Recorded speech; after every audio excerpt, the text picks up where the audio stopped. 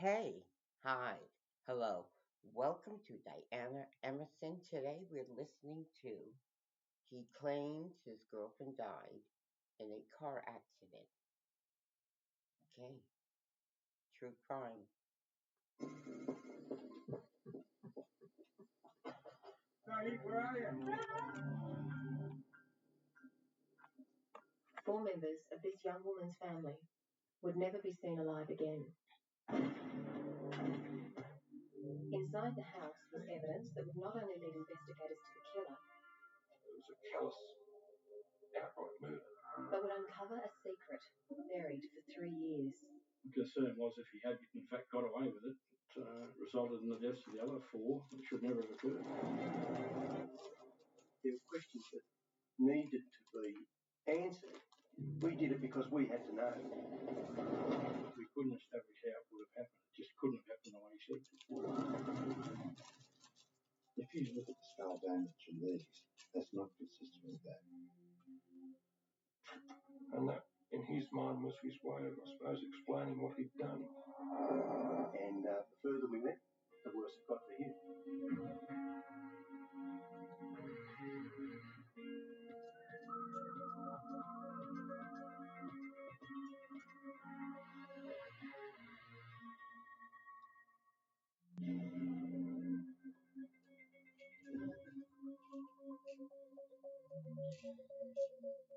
For 3 days, members of the Milosevic family had been trying to contact Rad Miller, or Rad, as she liked to be called. But calls to Rad and her de facto husband, Tony, had gone unanswered. And for a family who spoke to each other every day, it was a matter of deep concern. There was a phone call made from Tony's employer that he hadn't turned up for work for a couple of days, and they were quite concerned as it wasn't like Tony not to be at work. The car was in the driveway and nobody came to the door, and Dara started to get a bit worried. Dara was Rad's 18-year-old sister. She looked through the window and noticed some paper burned around the stove, and the stove was actually glowing the hot plates on the stove. She wanted to break the window and go in, but her boyfriend stopped her and told her that they would call the police and get the police there. He didn't want her to go in. I was on duty in Canberra on the 31st of March 1984 with another detective, another young detective, and we were the only two detectives on in Canberra for that particular day. I received a call on the police radio from our operations room that the police officer in attendance had smashed a hole with his baton in the back door of the house and entered.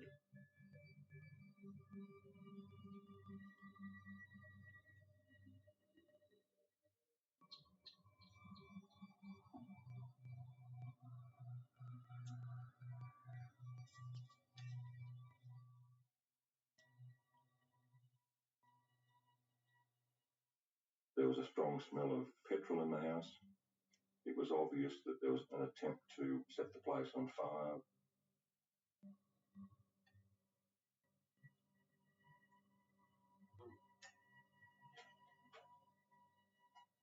In one of the back bedrooms, there were 3 bodies, 2 adults, male and female, and a small girl. They'd been piled up and they'd been doused in petrol.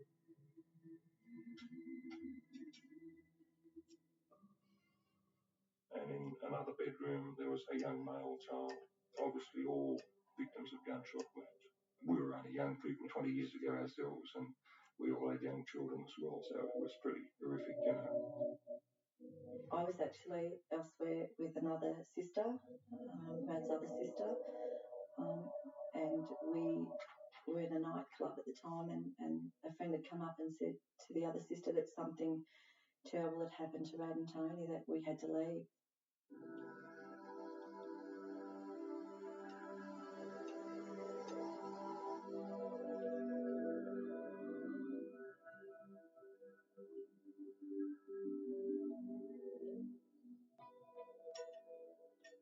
An entire family had been wiped out. Rad Miller Milosevic, her de facto husband Tony Baker, and their 2 small children, Danny and Lisa, were dead. When they took us to Richardson, they made us wait in the car. The house was all taped around, and Somebody had come out and told Rad's sister that they'd been shot and they were found in the house, Rad, Tony and the kids. She was just out of her mind. She just was screaming and so upset after going through it 2 years previously, losing Marion and Lily. Tragedy had already struck the Milosevic family. Mariana and Lily, Rad Miller's younger sisters, died just before New Year's Eve of 1981 in a car accident. You couldn't comprehend another four from the same family, Marion and Lily, and now Rad and Tony and the kids. It was just unbelievable. The surrounding the case, they say, are extremely unusual. The police broke into this house at about 9:30 last night to find the bodies of a young man, a young woman, and their two small children. The bodies were all in various parts of the house. There was no sign of any struggle, but kerosene had been doused on the wall. There was no break and enter on the house. The house had been locked up. There were no broken windows. It was quite calm as far as that was concerned. And there was evidence that the offender had attempted to clean up blood stains with a bottle of Jif from the kitchen.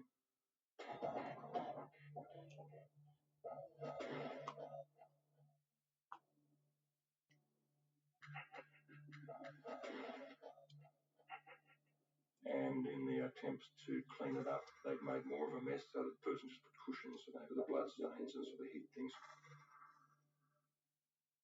The murderer also tried to hide his tracks by attempting to set fire to the house. The stove consisted of two small hot plates towards the back of the range, and at the front of the range was a sort of a square grill-type hot plate arrangement. And the two back hot plates were glowing red hot, but not the front one. The person who turned the stove on had, in their haste, had turned all the knobs the same way, and the hot plate at the front where he'd stuffed newspaper around the grill didn't ignite because the switch was turned in the wrong direction. It was on low instead of high. The scientific squad has been trying to piece together some story or pattern. They believe the shooting could have taken place as long ago as Friday. But a search inside the house suggested it could have been earlier.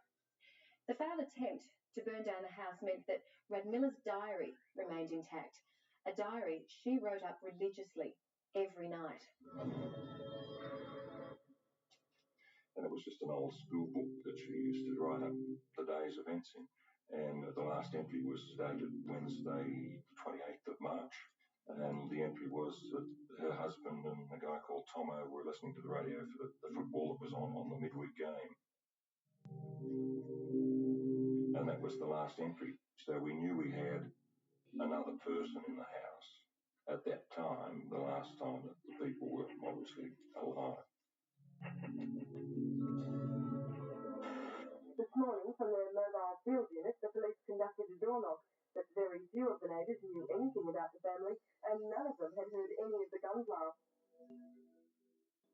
But people had seen a distinctive car travelling backwards and forwards to the house after the Wednesday.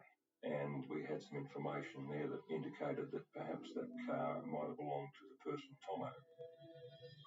So we needed to find out who Tomo was and where Tomo was now. These investigations are continuing into this evening. They're still interviewing the family's friends and relatives, but haven't determined even a possible motive.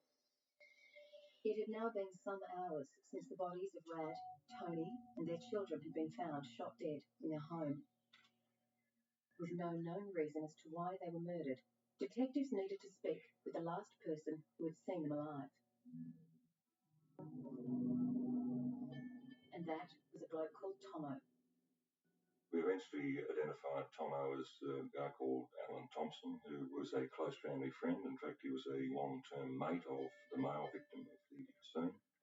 I think they used to play football together. He was my big brother. He was do anything for me, trusted him. I guess he was the big brother I never had, and he was one of the family. I think he actually taught me to drive at 13, 14 years old illegally along the road, and he'd drive us to a school disco. He'd go home and he'd come back and pick us up when we were finished. So we were always with Tomo. Other diary entries indicated that this Tomo had turned up on a regular basis and he would play with the kids, and there were some comments in there about him eating all of their food, so we knew that he was a regular visitor to the house. He was also a boyfriend of one of the two sisters who were killed in a road vehicle accident some years prior. Tomo met Mariana one night. Him and a friend were chucking laps up the main street, and Mariana and one of her sisters were in the city, and they happened to pull over and start speaking to them and talking, and I guess it just went from there. Before long, the young couple moved in together and were hardly ever seen apart. So when Mariana died in a car crash less than 2 years later, Alan turned to her elder sister Rad and her de facto husband Tony for company. Most of his days and nights were spent here at their house.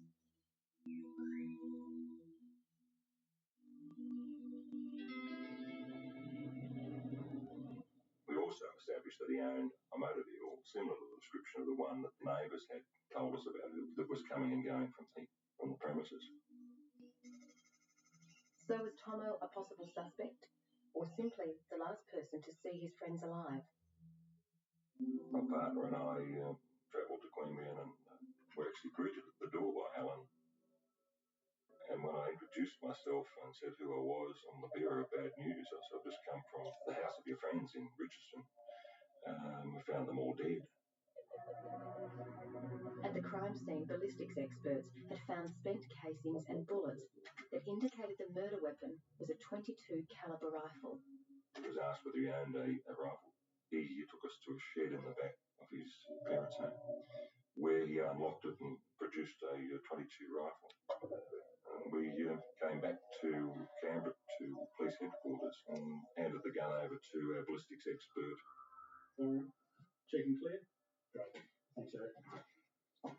They took us to the local police station and proceeded to question us on Tomo, asking us if he had guns or if, was there any reason why, we would think that it would be him. And I just said Tomo wouldn't do it. Tomo didn't do it. He wouldn't do something like that.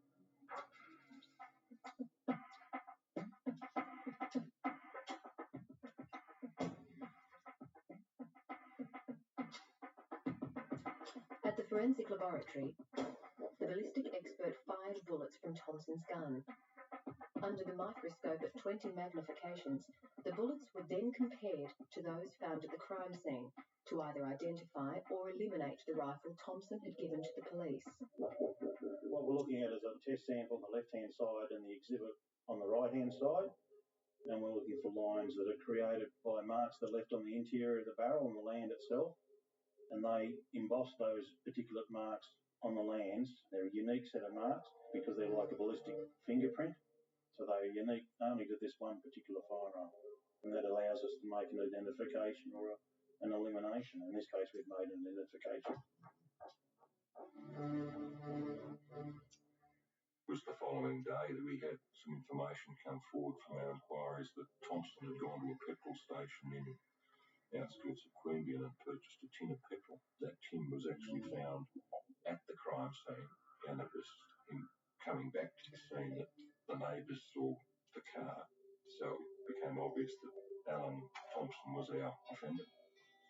And we subjected him to interview, produced the evidence, and initially he denied any involvement in the murders of those people. But then he said, I went out to the car and got the gun and just come inside and just started shooting. But he said he didn't know what he was doing. He was just randomly firing throughout the house. Well, that didn't match with the scene that the ballistic expert had recreated.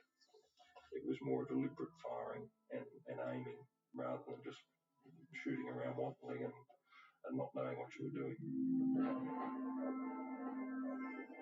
As the bullet exits the muzzle of a gun, the pressure behind it blows gunshot residue through the barrel and into the air.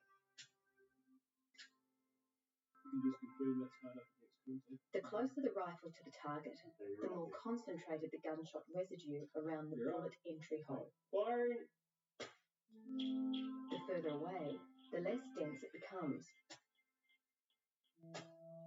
So when the experts compared the results they got from Thompson's gun to the gunshot residue around the bullet holes of his victims, They were able to establish how far away Thompson was from each family member when he pulled the trigger. Firing.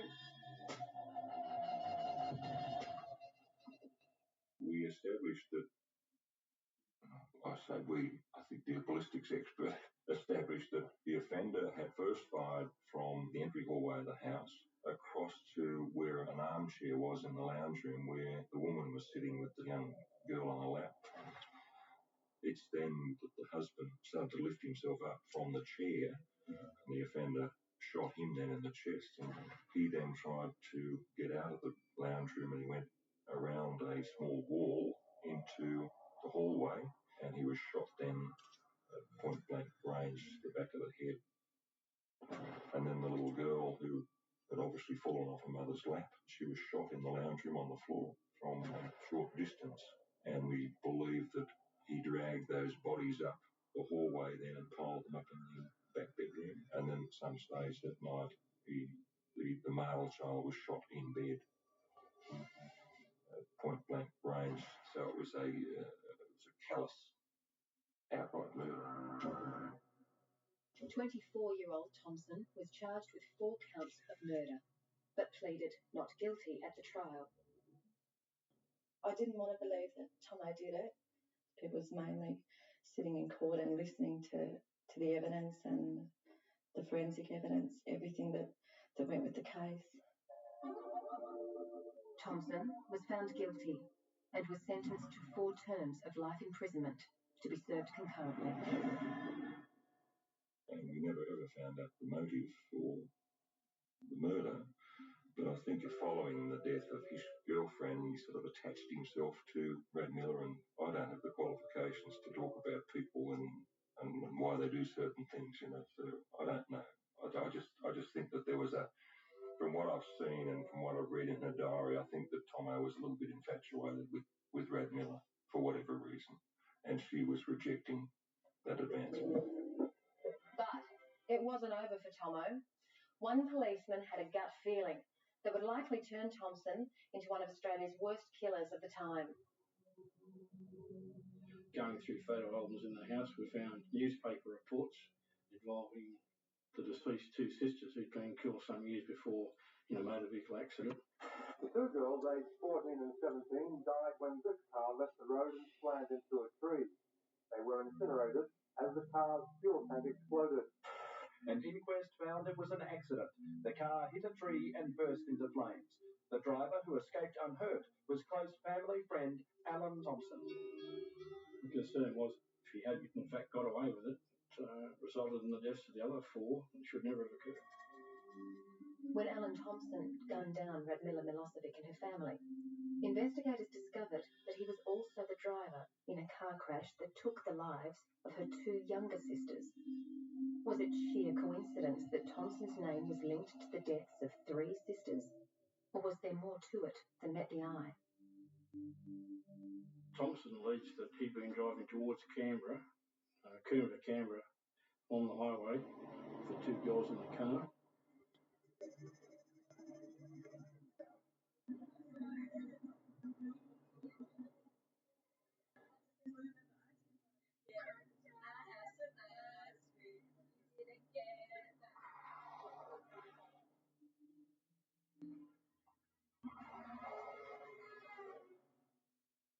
High beam of another oncoming vehicle caused him to veer off the road. He immediately got out of the car, the driver's side. He went to the front of the vehicle and saw flames coming from under the bonnet, ran around to the left-hand side of the vehicle and attempted to get the girls out of the vehicle.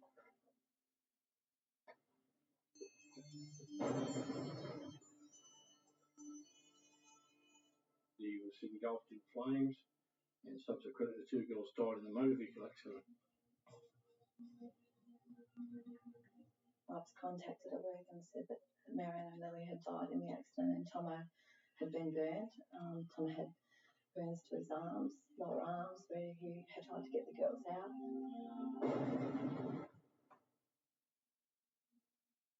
The day of the funeral, he was very withdrawn. He was He wouldn't speak to anybody. A few of us went up to put our arms around him and he more or less pushed us away and he was just very reserved.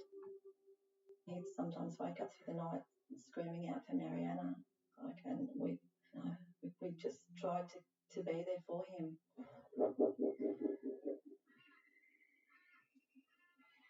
2 months after the girl's funeral, a coronial inquiry into the crash found the deaths of the sisters to be accidental. But Rick Nines and his partner Tom McQuillan had their doubts. The brief told us that there'd been a motor vehicle accident, simple motor vehicle accident. Looking at the brief, there weren't sufficient answers to say, well, yes, this was a simple motor vehicle accident. There were questions that needed to be answered in order to corroborate his story. We were very fortunate. The accident squad at the time took a lot of photographs of the vehicle accident, and when you looked at the photographs, I was concerned that the damage didn't correlate with the high impact alleged by Thompson at the time. Travelling at the speed that he said he was travelling, one would have thought that there would have been a lot more damage, and there was insufficient damage.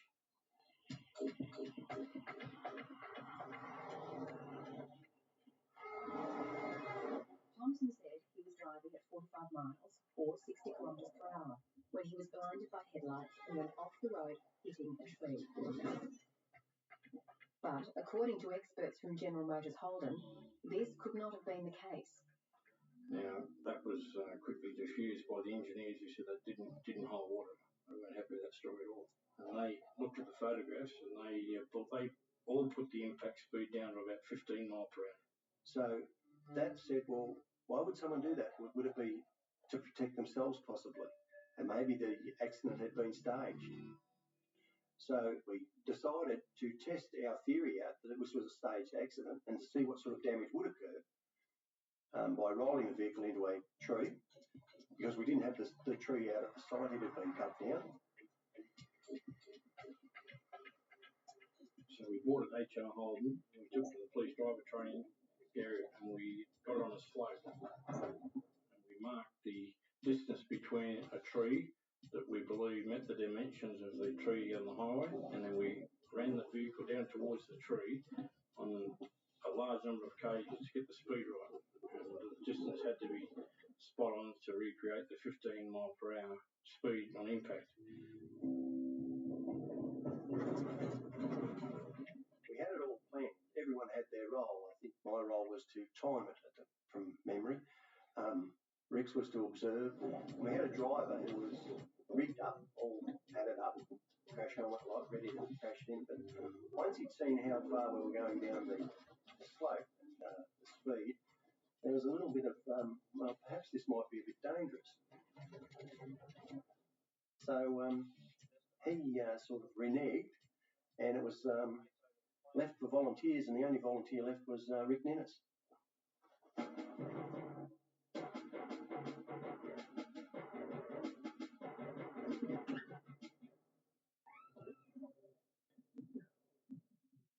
I believe it had to be done.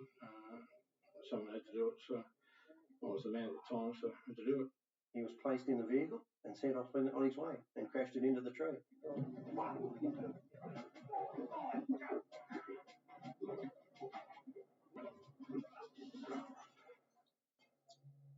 But it was probably important I did do it, actually, because it gave me a feel for what actually transpired in that car.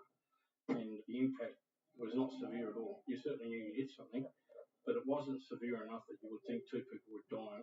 So I supported very much so that was about the speed the vehicle was travelling when Thompson hit the tree with the two girls. In our minds, we had to be certain exactly what was going on. If we weren't certain, how could we show that to someone else? We did it because we had to know.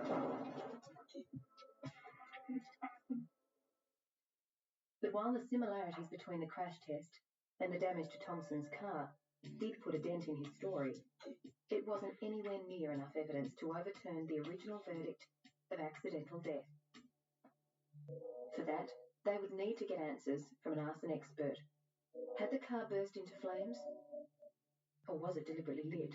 Then they locked me up for a day in a room with the video and the photos and said, we'll be back at 4 o'clock. Tell us what you think.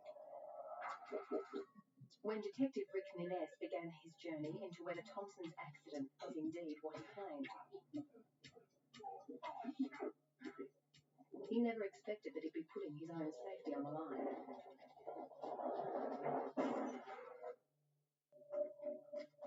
And yet, it wasn't enough to prove Thompson was a fake or a murderer. His focus was now on the fire that incinerated the girls and how it really started. The coroner's initial finding was that the fire had started under the bonnet of the car. An explanation for the fire was that there's a spring sitting across the battery to hold it down. It actually had contact with one of the terminals and arced, causing a spark to ignite the fumes under the bonnet. And photographs where the vehicle was on the back of a tow truck going away still indicated the headlights were on. Now, that would seem a little bit incongruous if the battery is supposed to have started the fire. If you look at the damage in the engine compartment where the fire was supposedly started, you see some heat damage to the hoses and the wiring, but you don't see any actual burning. A lot of the wiring, just bare wiring, if it did survive at all, it wouldn't have any insulation on the wiring. I'd expect the hoses and the fan belts to be burned away. They would have to for a fire to burn that long to get through the firewall. In fact, there are parts of the firewall that haven't been affected by the fire at all. The damage from the fire seemed to be more inside the vehicle rather than in the motor. The motor seemed to be still in working order for a fire of that velocity. So it didn't add up. Why is there a fire inside the cabin, but yet the engine seems to be okay, and that's where the fire was alleged to have started. Thompson had alleged that within minutes, seconds of him getting out of the car, the fire had spread from the engine to the passenger compartment. So, to corroborate or reject his story, the detectives decided to replicate the fire. You got the stuff with you?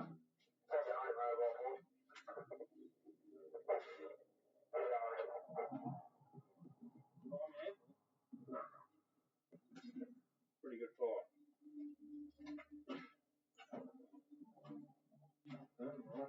That's what we want. Starting to drip through now. That's got more oxygen food in it too. We initially poured that petrol under the bonnet, what we thought would have been the amount spilled out of the carburetor. There you go, Tom. There you go. 40 seconds. That petrol certainly did ignite after we put flame to the petrol, but it extinguished itself very quickly because it couldn't travel underwater.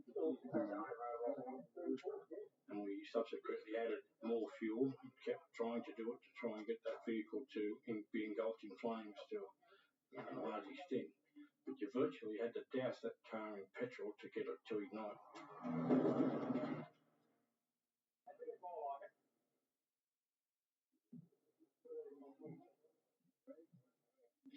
And that took quite an amount to be able to get it through the firewall of the vehicle and into the cabin.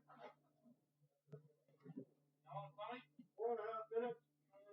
The wiring out of the back, it's got to get that. Got to burn that back. Cars will catch fire, but it's a fairly high impact speed that will do it to rupture all the fuel lines, the fuel tank, and to get it up and running to a high burning degree. You've got to have a lot of accelerant around it to fuel the flames. 15 minutes now. 15 minutes. So to support Thompson's story that in fact within a few seconds of the vehicle impacting he had a car totally on fire, but we couldn't establish how it would have happened. It just couldn't have happened the way he said it.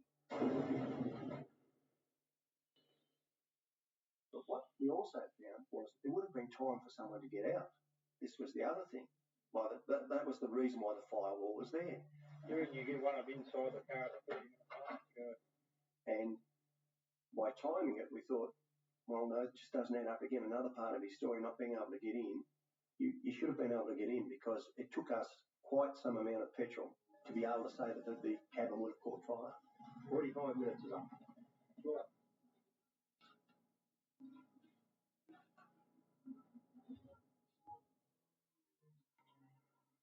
In his original statement following the collision in 1982, Thompson claimed the container he was carrying in the car was empty.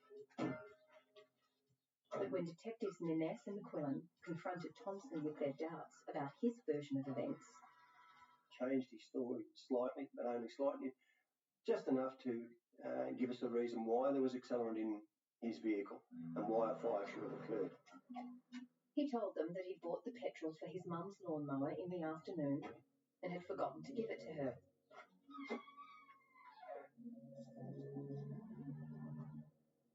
He said it was in the car, must have fallen over and caught on fire.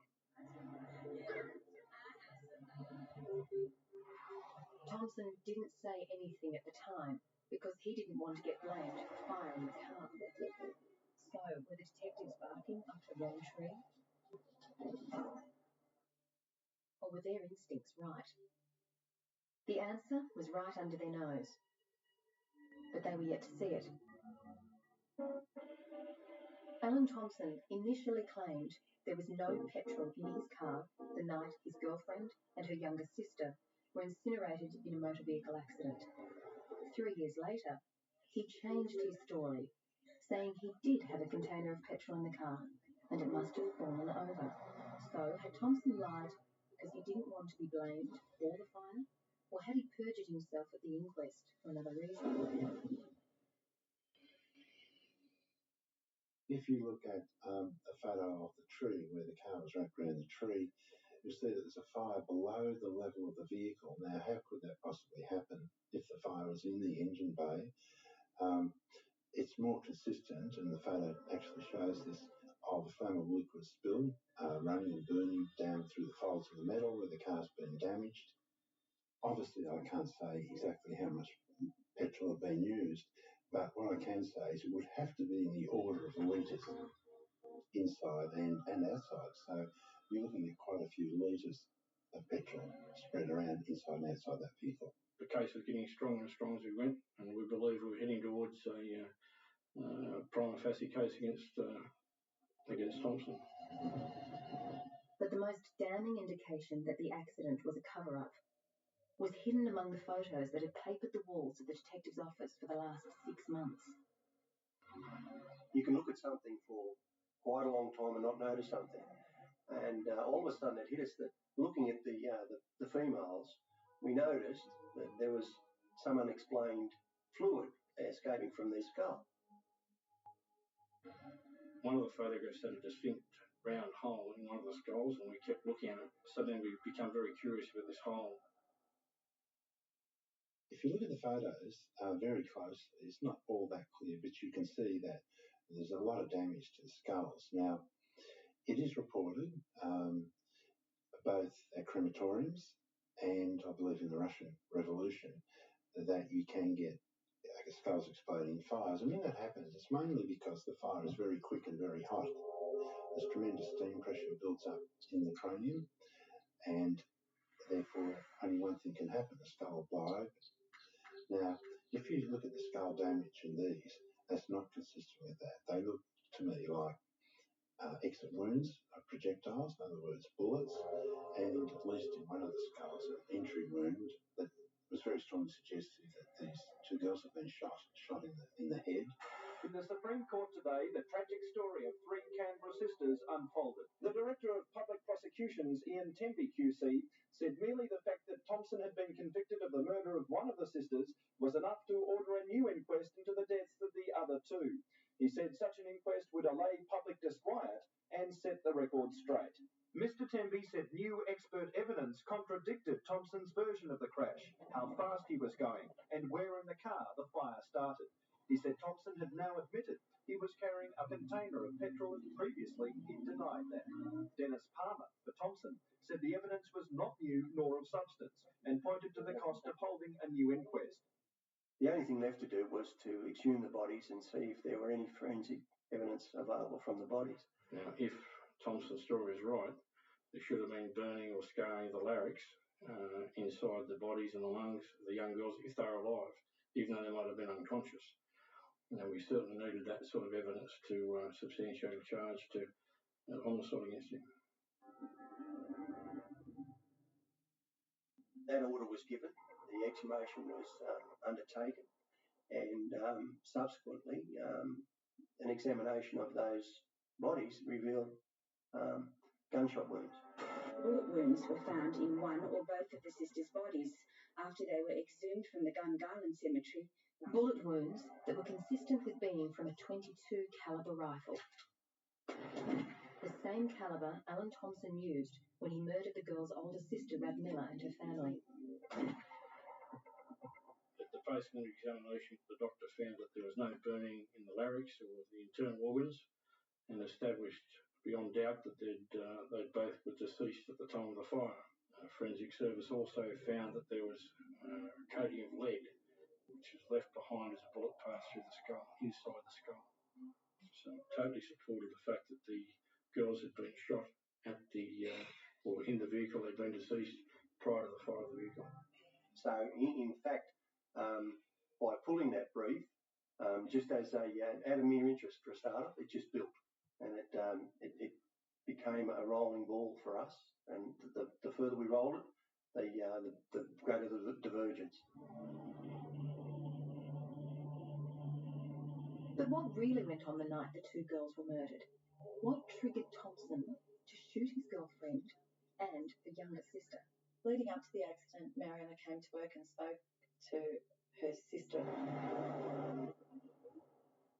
It was basically the only time she really told us that she was scared of him.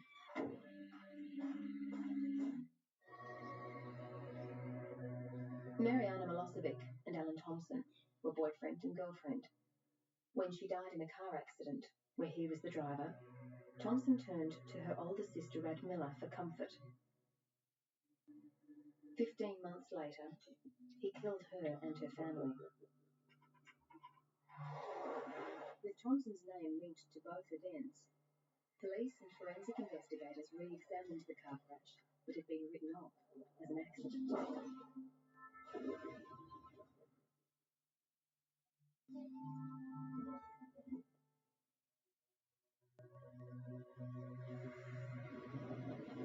Alan Thompson's secret was exposed, and the truth of what really happened that fatal night was finally uncovered.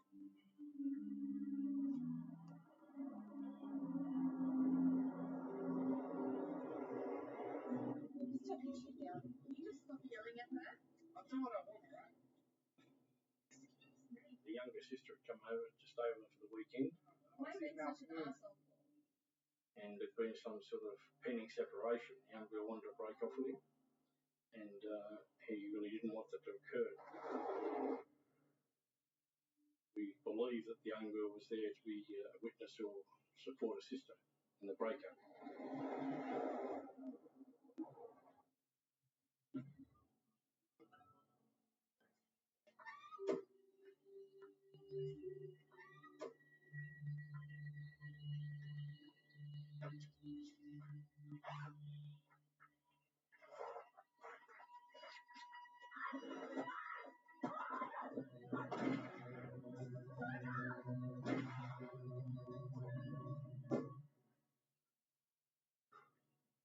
I think he killed the girls in the car because Mariana wanted to leave him.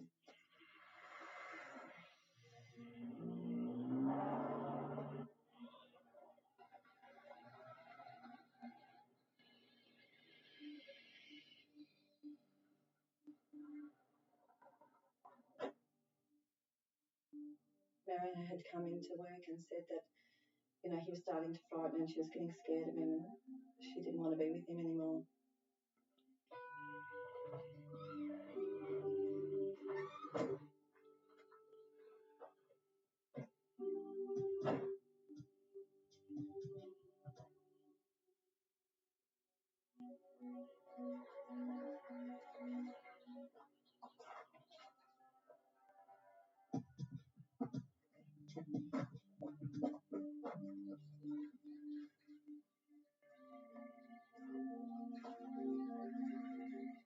Maybe if he wasn't going to have her, nobody was.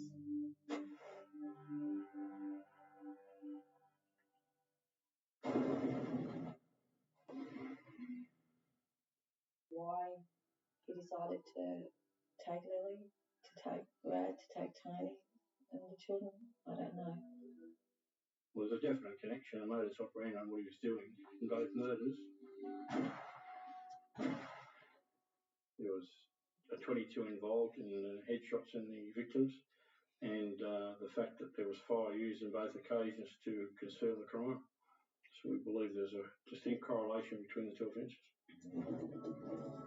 2 years after he murdered the family, and 4 years after the original inquest into the deaths of the girls, Alan Thompson was found guilty of deliberately killing his girlfriend Mariana and her sister Lily.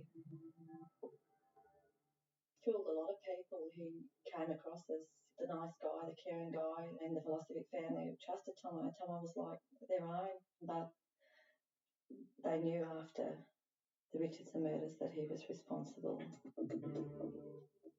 Thompson was given a life sentence for each girl's murder, to be served concurrently with the 4 already imposed. I got the most satisfaction when Mr. Thompson was convicted, because it was finalisation for the Milosevic family.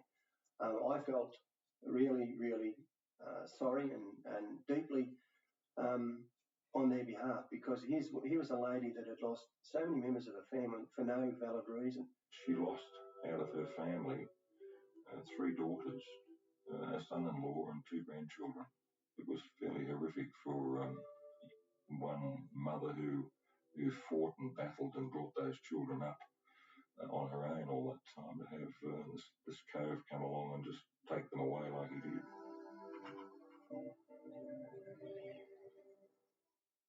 Life for them now is 20 odd years later, it's still like yesterday to them. I mean, I know that there's not a day that goes by that any of them that are left don't think of Brad, Tony, the kids, Lily, Mariana. He's really hurt them and really destroyed their family. My thoughts of Tomo are completely different to my thoughts of when I was a young teenager. I don't like him anymore. I hate him, I guess, as much as they do for what he's done to them. In their own way, the family and Bronwyn have erased Alan Thompson from their lives. Tomo's name was on Mariana's headstone. It had "Loved by Alan." They believed then that she was very much loved by him and him by her, but the name was removed. It was scratched off. We no longer exist eye for an eye in our society today, and you can't bring people back, you can't turn the clock back. But I think people in society today like to see those who are involved in those sorts of crimes to be punished. Thompson has been behind bars for the last 20 years and is currently serving his time in a minimum security prison. Hopefully people like that should never be released back into society.